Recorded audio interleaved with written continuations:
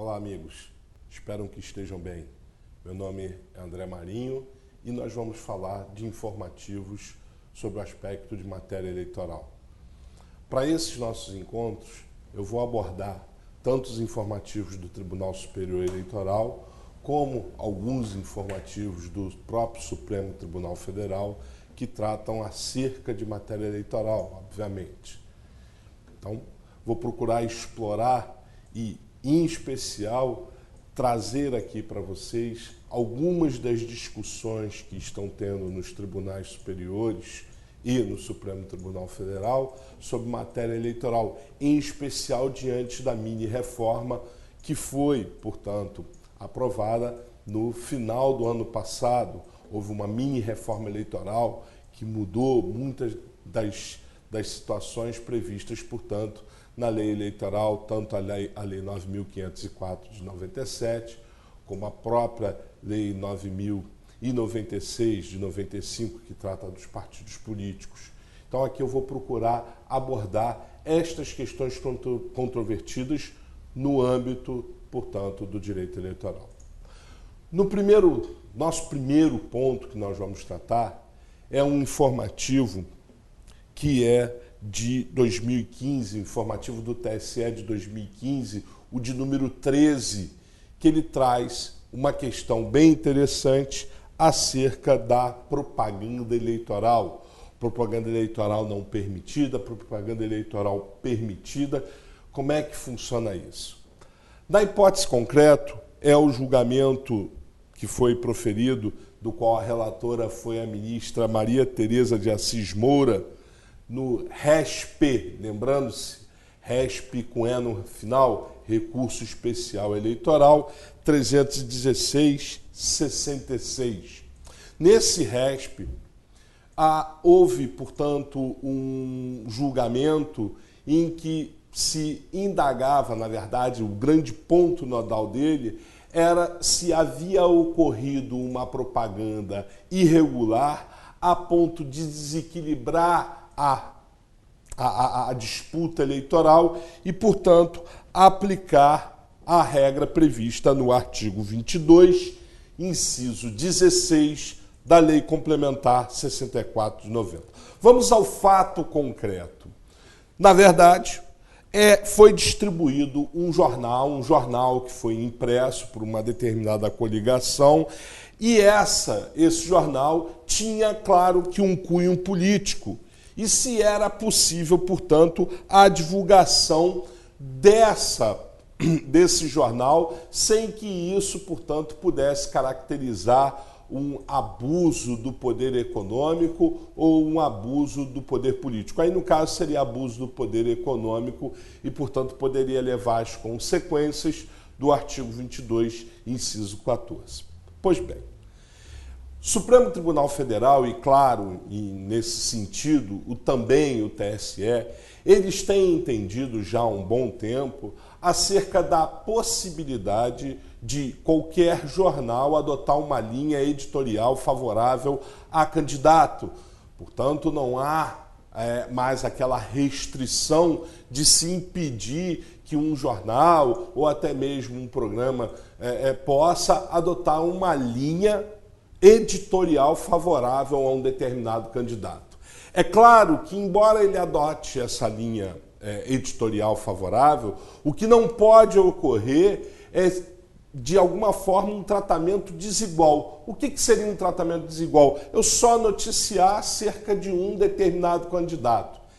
Esse aspecto que eu estou narrando aqui, ele é muito válido quando nós estamos, portanto, na rádio e na televisão. No rádio e na televisão é preciso, portanto, se divulgar a agenda de todos os candidatos, inclusive aqueles que são pré-candidatos.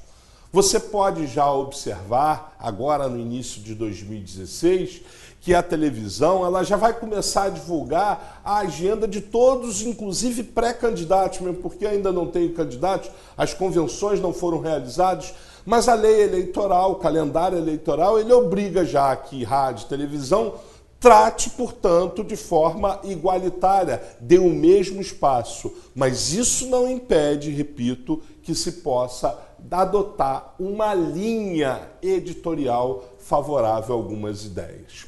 Pois bem, do outro lado é o caso concreto que foi julgado nesse RESP 316-66.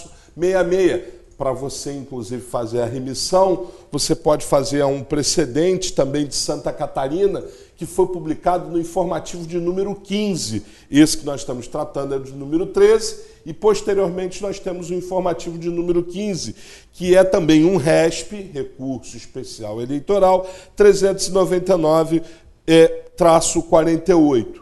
Então, na verdade, o jornal, no caso do jornal impresso, eu posso, inclusive, divulgar um jornal. O candidato pode criar um jornal e, nesse jornal, divulgar suas ideias. Não há problema, não há vedação, não configura, portanto, abuso nenhum.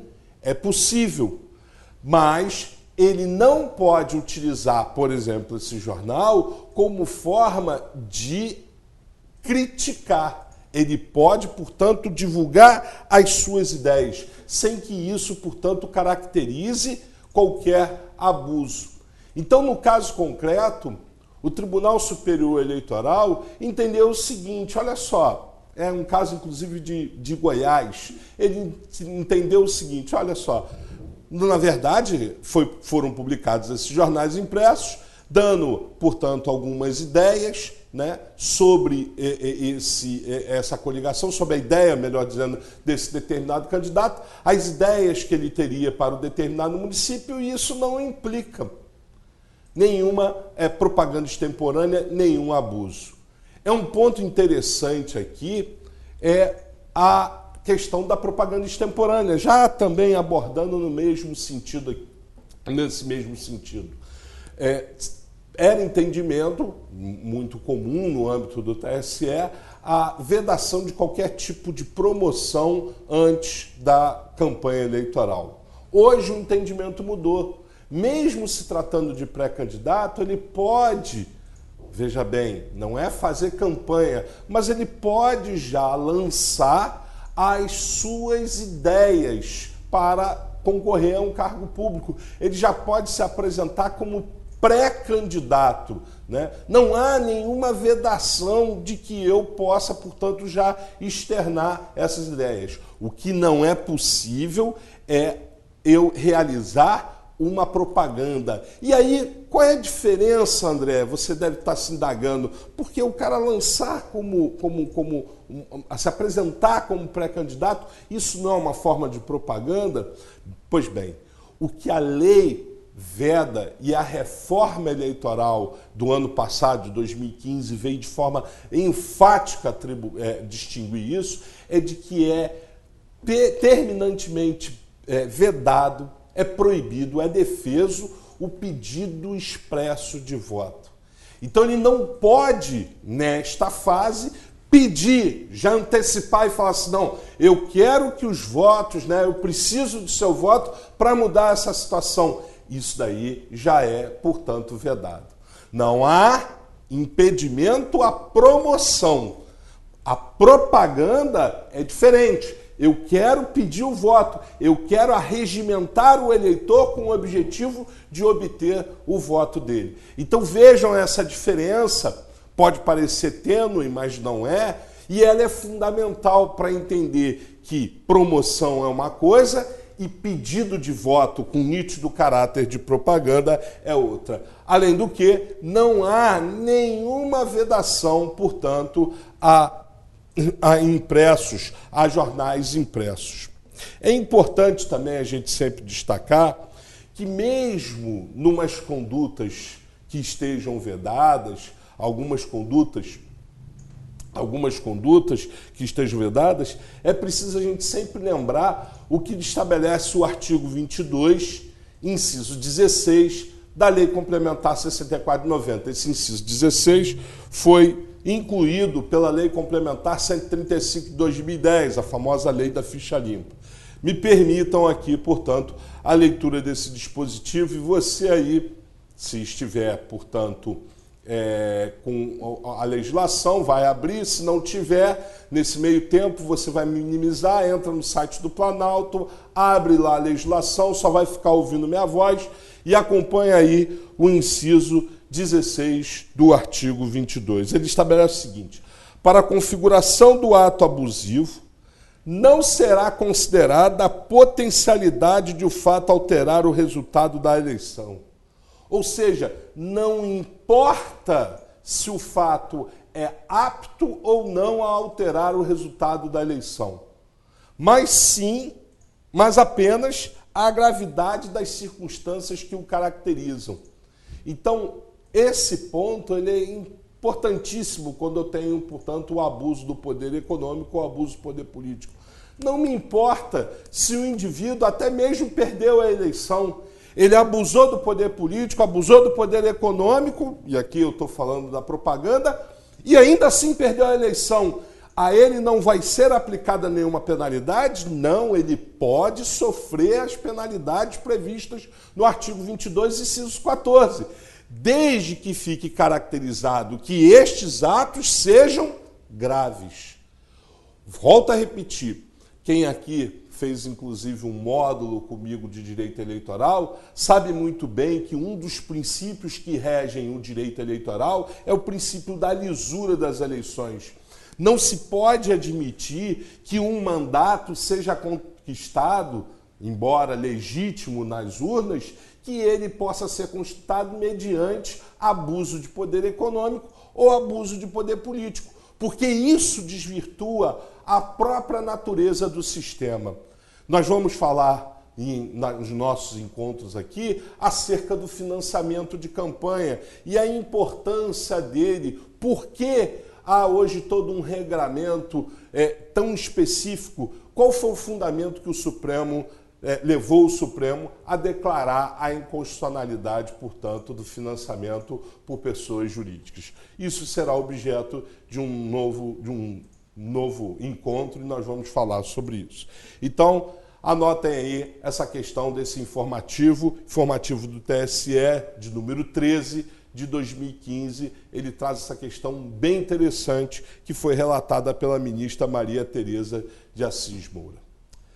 Pois bem, um outro ponto muito interessante foi tratado também no informativo de 2015, só que agora o de 2015, mas o de número 14.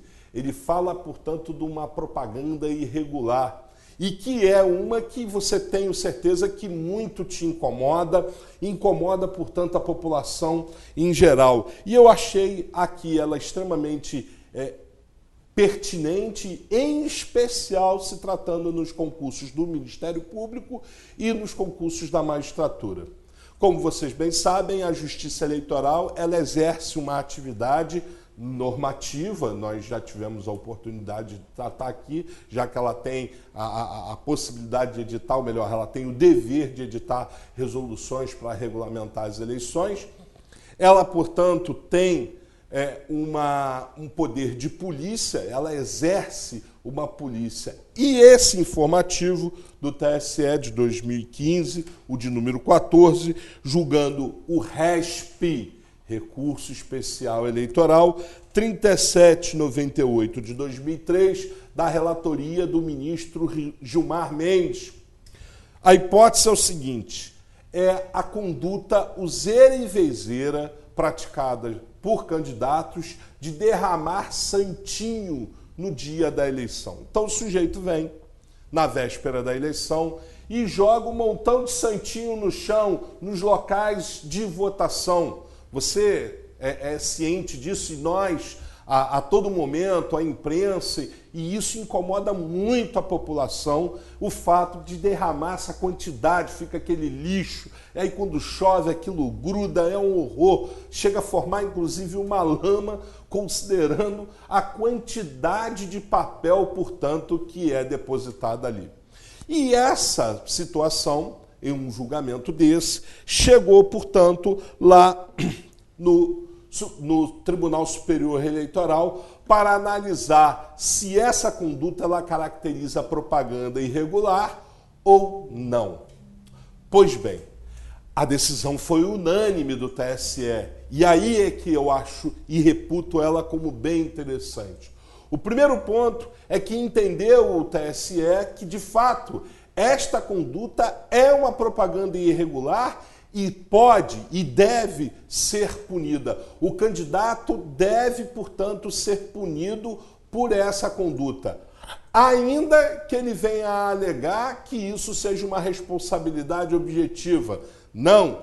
É presumível que o candidato, ao permitir a distribuição de propaganda já em período que não é mais admitida a propaganda, seja, portanto, caracterizadora desse ilícito. Só que o que diz a legislação eleitoral e o que diz as resoluções do TSE, em especial a Lei 9.504? Ela diz que toda vez que há uma propaganda irregular, o candidato, partido, coligação, deve ser notificado previamente para regularizar aquela propaganda. Te dou um exemplo muito comum. Imagine que eu tenha uma placa numa determinada residência e esta placa esteja em desconformidade com o estabelecido na lei ou na resolução. Não se aplica a multa. Eu notifico, a Justiça Eleitoral tem o dever de notificar para, portanto, ele, perdoe-me, poder, portanto, regularizar aquela propaganda. E aí eu tenho um problema. A eleição vai acontecer no dia seguinte e está lá aquela sujeira. Eu tenho como notificar? Pois bem, o TSE enfrentou essa questão e disse que, no caso específico, não há como, portanto, se notificar. A notificação aí está indispensável. Então vejam que eu entendo como presumida a conduta do candidato ao permitir que determinada propaganda saia do seu comitê, né? Na véspera, quando já a eleição já não é mais possível a realização da propaganda. E além disso, na relatoria, o ministro Gilmar Mendes foi mais profundo ainda. Ele disse o seguinte, que esta conduta de derramar santinhos nos locais de votação, ela pode caracterizar, e é claro que aí depende do caso concreto, o crime de boca de urna previsto no artigo 39, parágrafo 5º da Lei 9.504 de 1997. Então ele foi mais além, ele disse, olha, isso daqui, além de ser considerado propaganda irregular, pode caracterizar o crime de boca de urna. É inegável, meus amigos, que o crime de boca de urna, se tratando de responsabilidade penal, eu tenho que verificar a chamada responsabilidade subjetiva. Eu tenho que ter a prova efetiva. Eu não posso presumir e, portanto, condenar o candidato. Mas é claro que essa prova, eu reconheço, ela é de difícil produção, mas o interessante do TSE ir num julgamento unânime foi admitir que esse tipo de conduta não pode ser mais tolerada. Então, todos os candidatos que, por acaso, fizerem essa atividade de derramar santinhos, independentemente de notificação, é instaurado um procedimento. É claro que eu vou ter que garantir, como sempre, contraditória e ampla defesa, mas vou, na verdade, aplicar, portanto, a multa diante da propaganda irregular a esses candidatos. Esse é um procedimento extremamente importante. E mais, repito, é possível, inclusive, a caracterização da propaganda da boca de urna. O que é a boca de urna? A boca de urna não é só o ato de distribuir o santinho, como você pode ter conhecimento. Não, é qualquer conduta no dia da eleição adotada por qualquer indivíduo que tente, de alguma forma, arregimentar o voto do eleitor. Isso é que é boca de urna.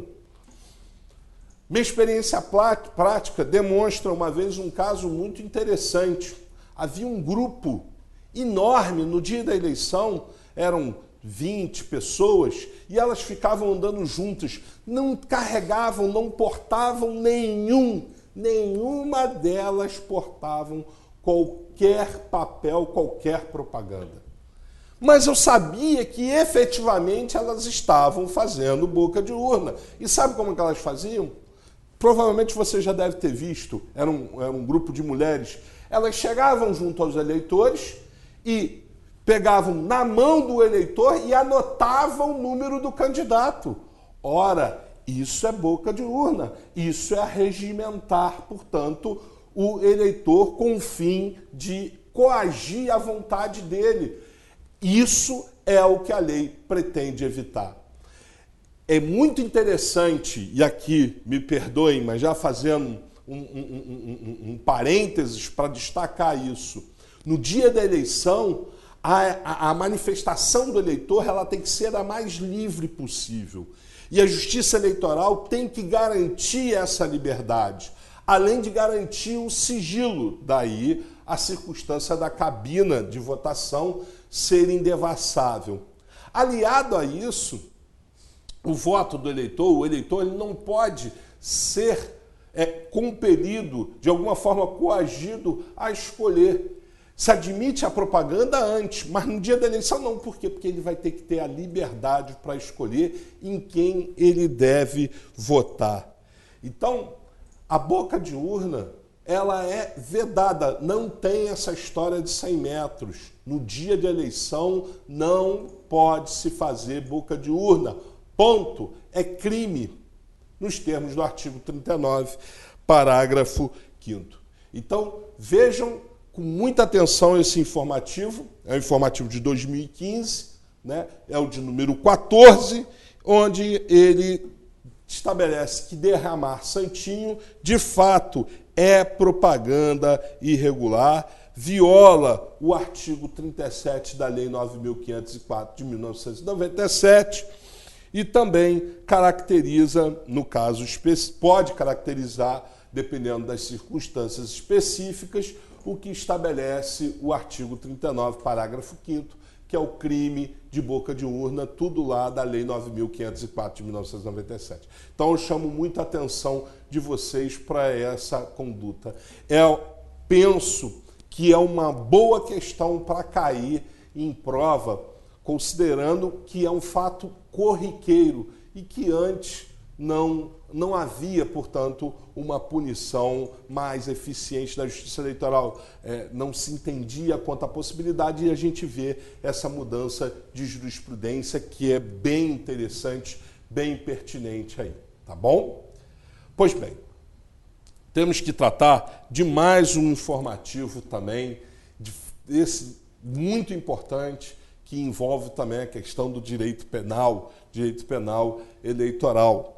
O ponto, eu não vou entrar aqui no aspecto criminal, mas tratar de um aspecto bem importante com relação ao sujeito ativo do crime de difamação eleitoral. Também é um informativo de número 15, de 2015, que, na verdade, tratou do RESP 1868-19, da relatoria do ministro Henrique Neves. Nesse RESP, Recurso Especial Eleitoral, se discutia, portanto, a questão da difamação eleitoral. Ou seja, no caso concreto, um determinado eleitor, veja, não é candidato, não é membro de partido, não é membro da coligação, não é nada. Um eleitor criou um perfil falso numa rede social. E, através desse perfil falso, ele começou a dirigir críticas, mas não só críticas, começou a dirigir, portanto,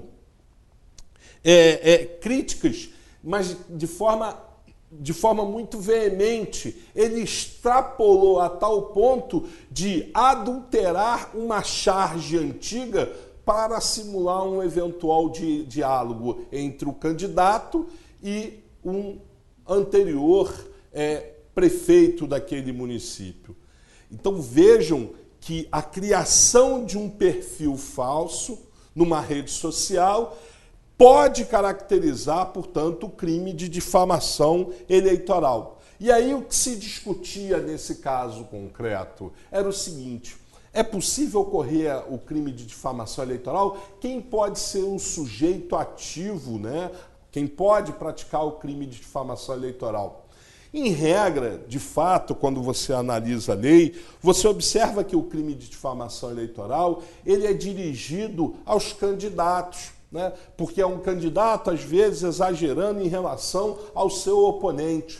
Mas não há vedação de que este crime também possa ser praticado pelo eleitor. O eleitor que simpatiza com determinado candidato, ao adotar essa conduta de criar um perfil para fazer críticas ao outro, inegavelmente ele pode responder pelo crime de difamação. Aqui é importante, quando eu falo da crítica, a crítica ela não pode extrapolar. A difamação, como vocês bem sabem, é imputar um fato que não é verdadeiro, criminoso a alguém. No caso concreto, eles sustentavam, dentro desse perfil falso, que o indivíduo, né, o candidato, teria praticado um crime de corrupção. Então a difamação está caracterizada nesses casos. E aí a difamação eleitoral pode ser praticada tanto pelo candidato, que de alguma forma procede uma difamação ao seu oponente, ou ela pode ser praticada, portanto, pode ser praticada pelo próprio eleitor.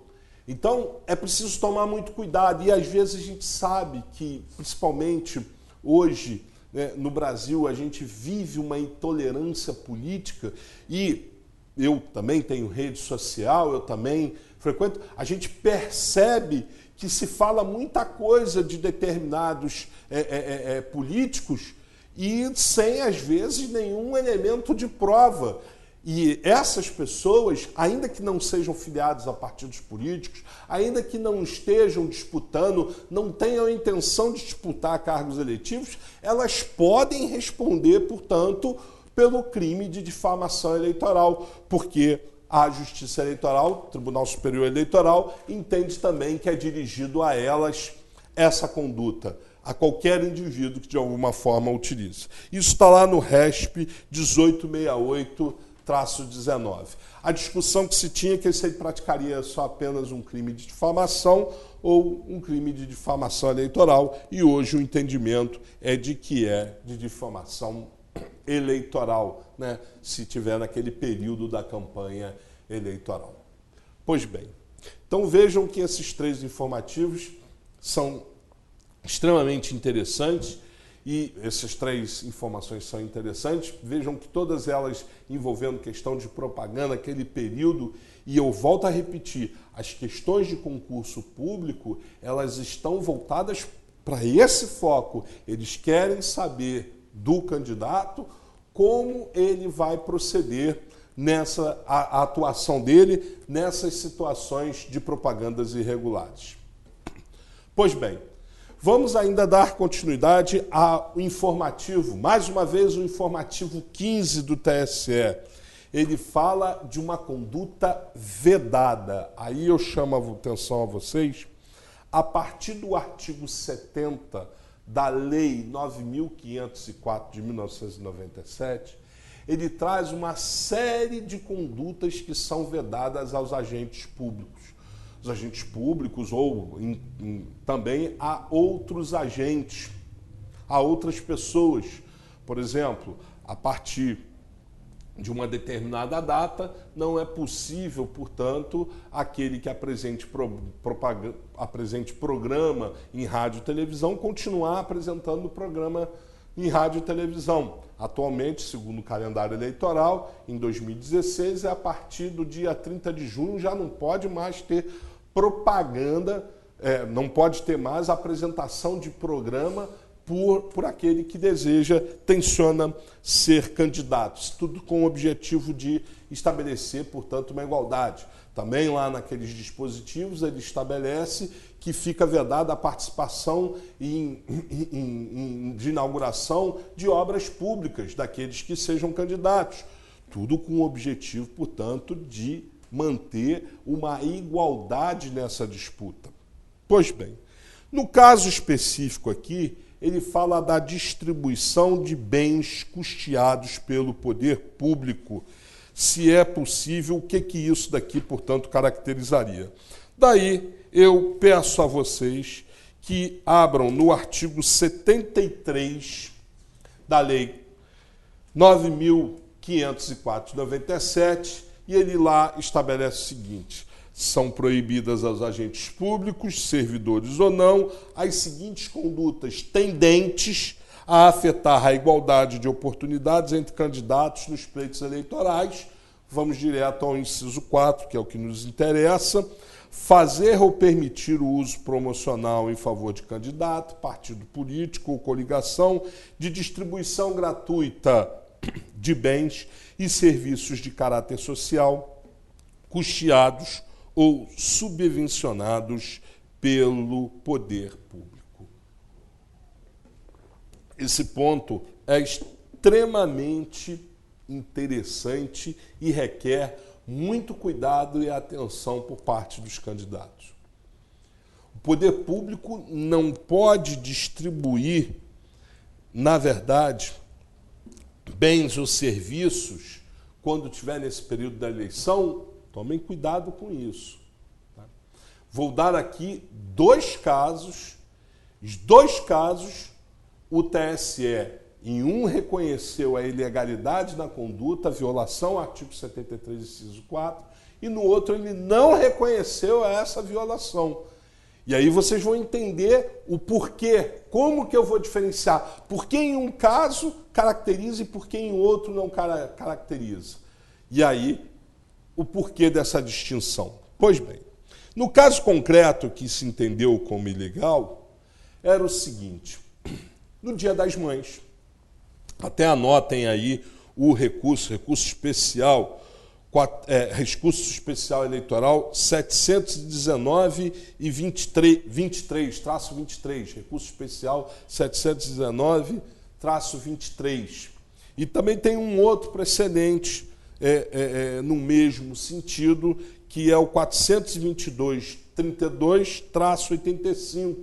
São dois RESPs aí bem interessantes. Repetindo, o RESP 719-23, que é o que nós vamos tratar agora, e o RESP 422-32-85. Confesso a vocês que eu tenho uma dificuldade imensa com número, não guardo número. Texto eu guardo, agora número eu tenho uma grande dificuldade. Então eu tenho aqui a minha colinha para poder saber qual é o número do RESP. Pois bem, nesse primeiro RESP citado, que é o 719-23, a hipótese era a seguinte: era Dia das Mães num determinado município e nesse município se promoveu a distribuição de 1.150 cestas básicas e também se procedeu à distribuição, sorteio de televisão, de fogão, de liquidificador pelo município. E aquele prefeito que estava presente, junto com o vice-prefeito e junto com a primeira-dama, eles estavam presentes promovendo essa distribuição. Como vocês bem sabem, o Dia das Mães é em maio, segundo domingo de maio, e as eleições no primeiro domingo de outubro. Então ele era candidato à reeleição, fez uma distribuição enorme, 1.150 cestas básicas, considerando que o município tinha 8 mil, um pouco mais de 8 mil eleitores. Fez sorteio de televisão de plasma e tudo. Pois bem, nesse caso específico, entendeu-se, e ao meu ver corretamente, no âmbito do TSE, de que ele praticou uma conduta vedada. Ele procedeu à distribuição de brindes, de sorteios, que era custeado com o poder público, com nítido caráter de desequilibrar a disputa, com nítido caráter de se aproveitar, obter vantagem. Ele agiu com abuso do poder político. Por que abuso do poder político? Porque ele utilizou recursos públicos. O abuso do poder econômico é a utilização de recursos que não sejam de origem pública.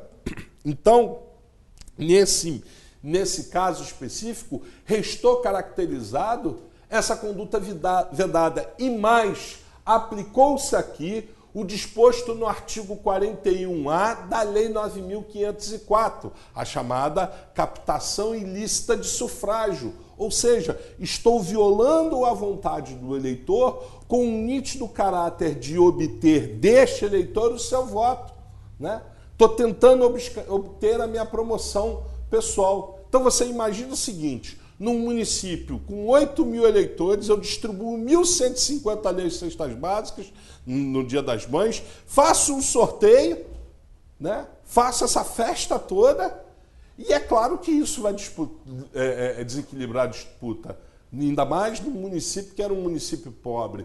Adianta vocês, ele foi eleito, mas, portanto, lhe foi aplicado a cassação do mandato porque ele abusou nitidamente. Essa conduta, portanto, ela ficou caracterizada como uma conduta ilícita. Vejam como que isso é interessante com relação. Eu posso aplicar essa conduta mesmo quando o ato, nesse meu primeiro caso que eu suscitei aqui, foi um caso em que o bem foi distribuído pelo prefeito, pelo vice e pela primeira-dama. Então vamos lidar mais um outro caso, que é esse que eu citei para vocês, o RESP 422-32-85, que é do Rio Grande do Norte. Olha só que interessante. Distribuição também de cesta básica por parte do município. E quem foi distribuir não foi o prefeito. Tá bom, não foi o prefeito. Mas quem foi distribuir foi o irmão dele, a esposa dele. Mesmo eles não sendo candidatos, fica caracterizado, portanto, esse abuso. Fica caracterizado também o que nós chamamos de captação ilícita do sufrágio. Peguem lá o artigo 41A da Lei 9.504 de 1997. Se você não está com a legislação em mãos, não tem problema. Minimiza, abre no site do Planalto lá e você vai ver o artigo 41A, que ele vai dizer: ressalvado o disposto no artigo 26 e seus incisos, constitui captação de sufrágio vedada por esta lei, e aí ele diz: o candidato doar, oferecer, prometer ou entregar ao eleitor com o fim de lhe obter o voto, bem ou vantagem pessoal de qualquer natureza, inclusive emprego ou função pública, desde o registro da candidatura até o dia da eleição, inclusive sob pena de multa de 1.000 a 50.000 FII e cassação do registro do diploma, observado o procedimento disposto no artigo 22 da Lei Complementar 64, de 18 de maio de 1990. Pois bem, o que acontece aqui? O artigo 41A, ele de forma muito clara, ele diz que é vedado a quem? Ao candidato. Só que esse entendimento, nesse julgamento, no 422-32, ele estabelece 422-32-85, no RESP, julgado pelo TSE, ele deixa de forma muito clara o seguinte, que quando aquele que procede a uma distribuição tem uma relação de intimidade tal com o candidato, é presumível que este candidato está ciente desta conduta irregular. Nós estamos vivendo hoje uma mudança do entendimento. A responsabilidade penal é inegável, ela sempre vai ser objetiva, vai sempre ser subjetiva, não tem jeito. Mas aqui nós estamos vivendo uma situação em que, para se coibir o abuso, eu tenho que presumir o conhecimento desse indivíduo, senão a prova é impossível. E por que eu posso flexibilizar essa responsabilidade? Isso não é perigoso, André? Não. Aqui é importante vocês entenderem. Não se esqueçam, a moralidade é um instrumento de fundamental importância, ou melhor, é princípio que rege a administração nos termos do artigo 37, caput da Constituição. A moralidade também ela está presente no pleito eleitoral. Da mesma forma que a gente tem que entender essa moralidade como uma conduta ética. Então não é possível, portanto, violar a ética em detrimento da busca da sua eleição. Não pode.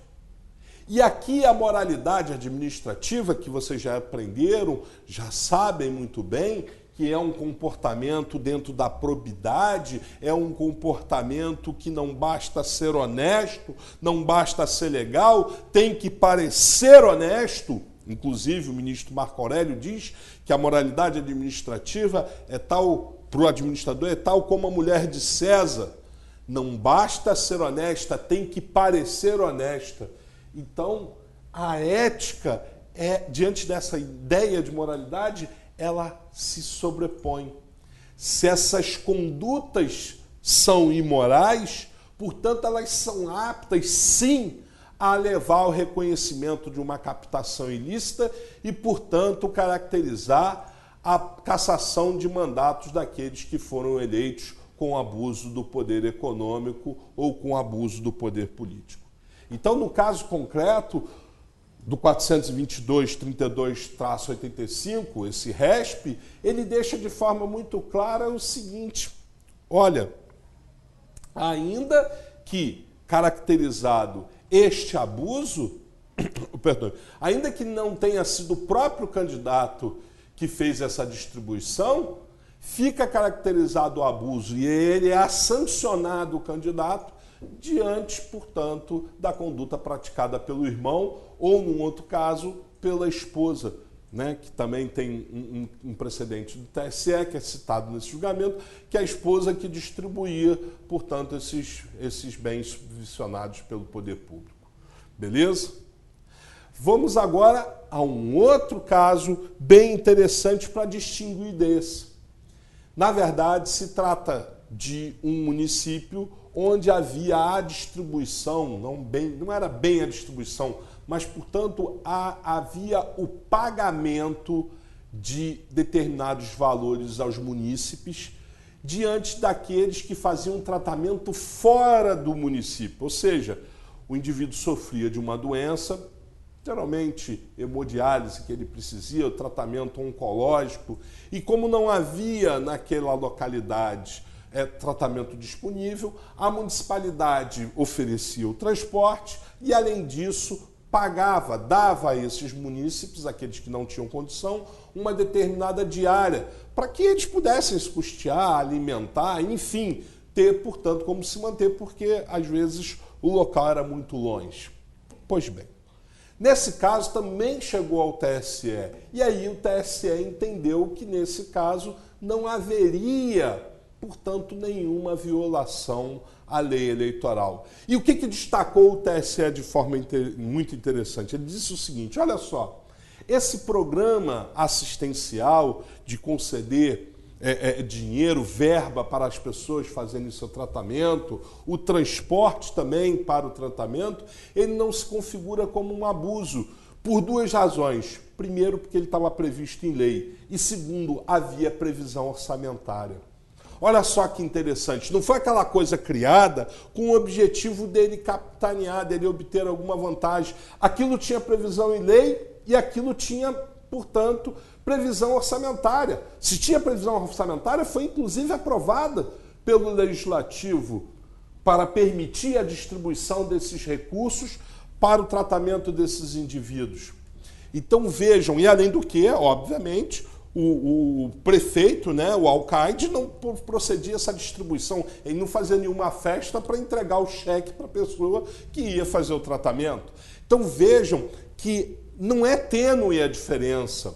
Na verdade, quando eu vou utilizar uma distribuição de bens ou serviços custeados pelo poder público, eu devo fazê-lo de forma reservada, né? Não posso fazer uma festa para obter, é a chamada promoção pessoal, que já a Constituição, no artigo 37, parágrafo 1º, veda de forma muito clara a promoção pessoal, ainda mais dentro de dentro da propaganda eleitoral, dentro dessa disputa eleitoral.